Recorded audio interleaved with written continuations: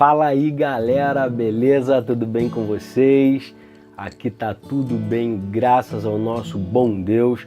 Bem-vindo mais um vídeo aqui do nosso canal O Caminho, o canal que, como eu sempre digo, tá aqui para abençoar a tua vida, beleza? Hoje eu quero tratar um assunto muito especial e às vezes até muito polêmico. Somos escravos ou somos livres em Cristo Jesus? Eu gostaria de fazer a seguinte afirmação: somos livres para sermos escravos.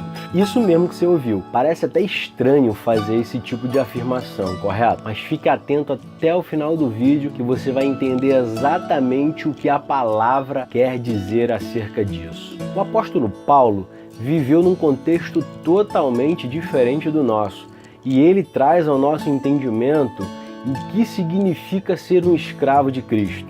Lembrando, o contexto que ele viveu era um contexto que podemos chamar de greco-romano, ou seja, o ambiente que ele vivia tinha aspectos culturais ligados à cultura romana e à cultura grega.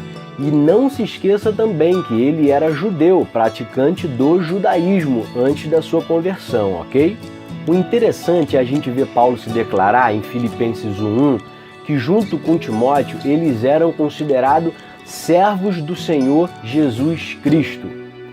Porém, a palavra servo que ele utiliza ali é de origem grega, que significa doulos, que é a mesma coisa que escravo. Isso mesmo, a palavra que Paulo utiliza para declarar que ele e Timóteo era servo do Senhor Jesus é que eles eram escravos.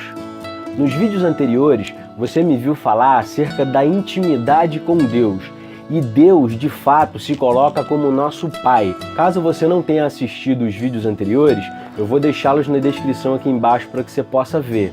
Mas lá eu mostro como Deus é o nosso Pai e Ele quer ter intimidade conosco. Só que agora eu estou te apresentando uma verdade que Paulo entendeu acerca do Evangelho, que na verdade somos escravos de Cristo, somos escravos de Deus. Mas a pergunta que fica é: somos escravos ou somos filhos? Se você reparar, a continuidade do capítulo 1 de Filipenses, no versículo 2, Paulo vai dizer o seguinte: a vocês, graça e paz da parte do nosso Pai e do Senhor Jesus Cristo.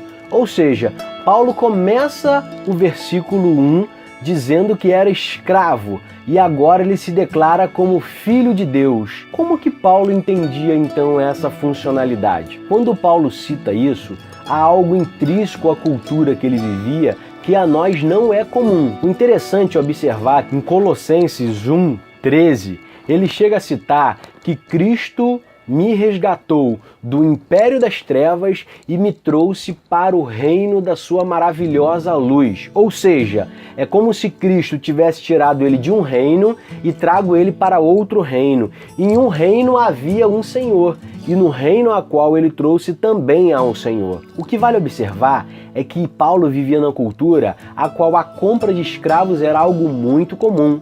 E naquela época havia dois tipos de senhores. Havia o senhor Curios, que era o senhor bom, e havia o senhor déspota, que era o senhor ruim, ou o senhor mau. E quando havia a venda de escravo nas praças públicas, ambos os senhores iam até lá para comprar, para adquirir esse escravo. Lembrando que escravo é uma propriedade. Lembrando que nós somos considerados propriedade exclusiva de Deus. Isso quem vai dizer é Pedro lá na sua carta. Você deve ter ouvido falar isso já. E nesse negócio de compra de escravo funcionava mais ou menos assim. Quando o escravo era posto à venda, havia senhores para o comprar. Lembrando, havia dois tipos, o Curios e o déspota, o bom e o ruim. Quando o escravo era comprado pelo déspota, o déspota o levava para sua residência e lá ele era usado, ele era usufruído como um escravo, ele era explorado como um escravo. Quando o escravo era comprado pelo Curios, que era o senhor bom, ele ia para a casa desse senhor e ele era bem cuidado, ele era bem tratado. Inclusive, quando chegava o período de dar a carta de alforria, período de libertação do escravo, que também era algo comum na época, esse escravo que servia ao Curios, ele simplesmente chegava para o seu senhor e dizia: eu quero continuar aqui te servindo. Eu te sirvo porque eu quero. Eu te sirvo por amor, não mais por obrigação. A minha parte eu já fiz, o Senhor já me deu a liberdade, mas agora eu escolho ficar aqui te servindo. Quando Paulo se declara escravo do Senhor Jesus, ele entende que ele é uma propriedade desse Jesus, desse rei, desse Senhor. Só que por amor, por entender tudo aquilo que o Senhor fez por ele se dava a esse Senhor. Ele se rendia a esse Senhor e ficava à disposição desse Senhor. E como ele mesmo declara, como quando Cristo resgatou ele do império das trevas e trouxe para a luz, ele agora resolve servir a Deus simplesmente por amor. O que isso faz eu e você pensar e refletir acerca do evangelho que tem sido vivido? Deus, ele não é o nosso escravo. Eu e você não somos senhores, nós somos servos, que, como Paulo bem declara, a origem da palavra que vem do termo doulos, que significa escravos, ou seja, eu e você que somos os servos, eu e você que somos os escravos de Deus, não simplesmente senhores. O grande problema é que na atualidade temos vivido um período e um momento que todo mundo só quer as coisas e a gente tem usado Deus muitas das vezes como se ele fosse aquele que está à disposição para nos servir. Não é isso.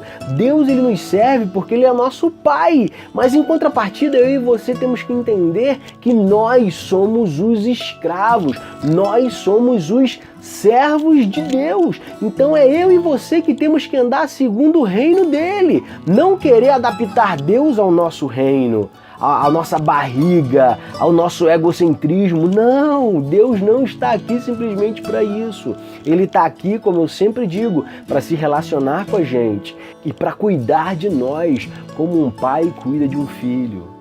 O interessante também, se a gente pegar e analisar a parábola do filho pródigo, a gente vai ver um filho que, quando estava comendo da comida dos porcos, ele mesmo declara: os servos do meu pai, ou seja, os escravos do meu pai, comem melhor do que eu.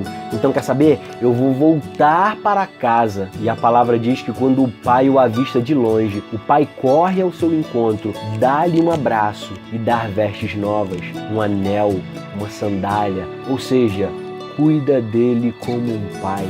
Por mais que ele viesse e fizesse tudo aquilo que os servos do pai estavam acostumados a fazer, o pai olharia simplesmente como o seu filho amado. É isso que Deus faz conosco. Ele nos resgatou para que eu e você entendêssemos que agora somos livres. Mas somos livres porque agora a gente tem como dizer não ao pecado. Ou seja, o pecado não nos aprisiona. Tendo isso em vista, somos livres, porém escravos da graça de Deus. No próximo vídeo eu vou continuar ainda com esse tema, falando acerca de sermos escravos do Senhor. E eu gostaria que você assistisse o próximo. E você vai entender de uma vez por todas que eu e você somos servos do Senhor, somos escravos da graça de Deus. E isso não nos é peso, isso nos é prazeroso, isso nos traz alegria, isso nos traz deleite. E daí conseguimos viver uma vida cristã que honra o nome do nosso Senhor, o nome do nosso Pai. Vou ficando por aqui, galera, mais uma vez. Deus abençoe sua vida, derrame sobre sua vida graça, misericórdia, muita paz, muito amor. Gostaria que, se possível, você fizesse um comentário, trocasse uma ideia. Se caso não entendeu, pergunte, que a gente está aqui para tentar ajudar o máximo possível. E lembre-se, Jesus Cristo é real, Ele está vivo, Ele nos ama, Ele é o caminho, a verdade e a vida. E Deus te abençoe, que a paz reine em seu lar para a honra e glória do nosso bom Deus e Pai e Senhor. Um forte abraço.